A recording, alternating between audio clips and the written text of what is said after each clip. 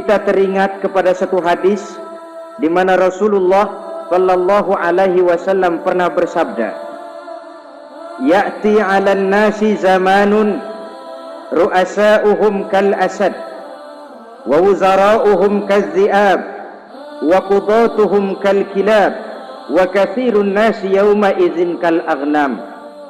Pada satu saat, kata Nabi, akan datang di tengah masyarakat manusia, di mana pada masa itu muncul pemimpin-pemimpin yang bertingkah laku seperti singa.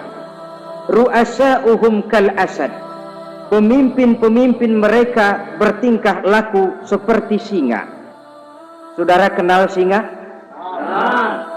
Saudara boleh periksa, di mana ada hutan, singa selalu menjadi raja. Padahal hutan belum pernah bikin pemilihan umum. Tapi yang namanya singa tidak pernah peduli. Ada pemilihan umum atau tidak, raja hutan tetap singa. Kenapa? Karena singa menjadi raja di hutan bukan berdasarkan kebenaran, tapi karena kekuatan.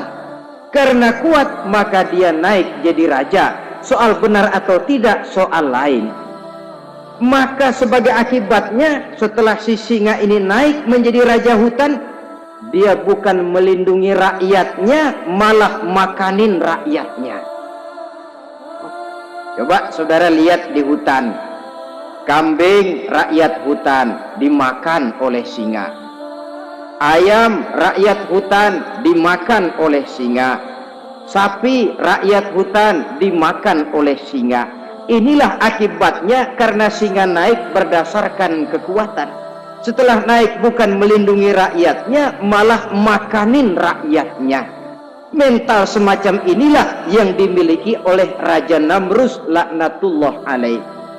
Cuma karena rasa ketakutan akan datang orang yang akan menumbangkan kekuasaannya, maka seluruh bayi laki-laki harus dibunuh tanpa dosa apapun.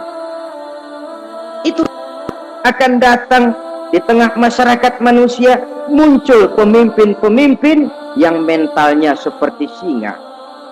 Lah kalau yang jadi pemimpin sudah seperti singa, wa wuzara'uhum kaz-zi'ab, yang jadi wazir, yang jadi menteri, kata Nabi, lagunya seperti serigala. Nyetel ini. Kalau sudah pemimpin seperti singa, yang jadi menteri seperti serigala. Apa serigala itu? Saudara tahu dalam dongeng anak-anak, serigala itu kan binatang yang paling licik. Untuk terang-terangan dia tidak berani karena tidak punya kekuatan seperti sang singa. Maka dia pakai ilmu kelicikannya. Serigala itu kalau ingin makan daging ayam, pakai bulu ayam.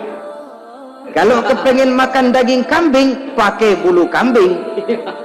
Pendeknya, serigala binatang yang menghalalkan segala macam cara asal tujuan tercapai. Itulah serigala. Lambang dari sifat kelicikan. Lempar batu, sembunyi tangan. Pengen makan daging ayam, pakai bulu ayam, nyaruh jadi ayam. Pengen makan daging kambing, pakai bulu kambing, nyaruh jadi kambing. Ini akibat dari yang pertama tadi. Pemimpin seperti singa, lalu menteri pun seperti serigala. Efeknya kemudian yang segera menyusul apa? Wa qudatuhum kal kilab. Kalau pemimpin sudah seperti singa, menteri sudah seperti serigala, wa qudatuhum kal kilab, akan muncullah para penegak hukum yang mentalnya seperti anjing. Inna lillahi wa inna ilaihi raji'un.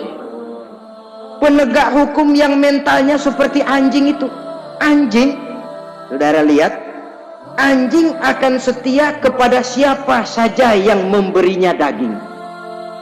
Kalau dia disuruh jaga rumah, dia tidak bisa membedakan mana yang maling, mana yang tamu. Biar yang datang tamu, kalau nggak bawa apa-apa, pasti digonggong. Biar yang datang maling, kalau bawa daging, anjing kalem. Pokoknya siapa yang memberi saya daging, itulah majikan saya. Apa kata majikan saya, itulah yang saya laksanakan. Maka hilang kebenaran hukum, hancur norma-norma keadilan. Oleh karena apa? Oleh karena anjing dapat daging. Lalu dalam kondisi semacam itu, yang jadi rakyat bagaimana? Kata Nabi, wa katsirun nas yauma izin kal aghnam. Adapun kebanyakan orang pada masa itu, lagunya sudah seperti kambing. Saudara, kambing itu binatang yang cuma menang geroyokan dan tidak punya alternatif.